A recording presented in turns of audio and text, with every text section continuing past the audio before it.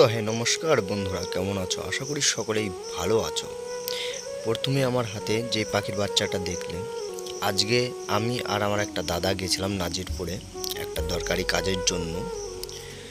তো হঠাৎ রাস্তার সাইডে দেখি একটা বাসা ভেঙে একটা পাখির বাচ্চা নিচে পড়ে আছে। প্রথমত তোমাদের স্ক্রিনে একটা ছবি দেখাই, এটা হচ্ছে সেই পাখিরই ছানা।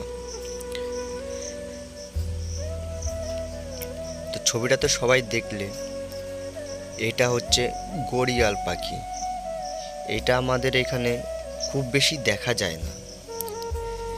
তো এই পাখিটার ছানা, আশেপাশে ওর বাবা মা ছিল না, খুব চেঁচামেচি করছিল বাচ্চাটা।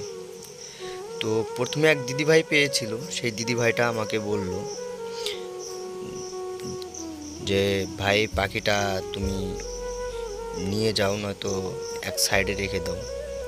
তো আমি ভাবলাম যে এই ছানাটা যদি আমি রেখে যাই, হয়তো অন্য পাখিতে মেরে ফেলবে, নয়তো কোনো গাড়ির চাপা পড়বে। তো আমি মনে মনে ঠিক করলাম এই পাখিটাকে বাড়িতে নিয়ে গিয়ে এটাকে বড় করব, ট্রিটমেন্ট করব, তারপরে এটাকে ছেড়ে দেব।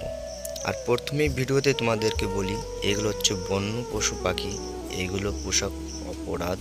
তো কেউ বন্য পশু পাখি পালবেন না।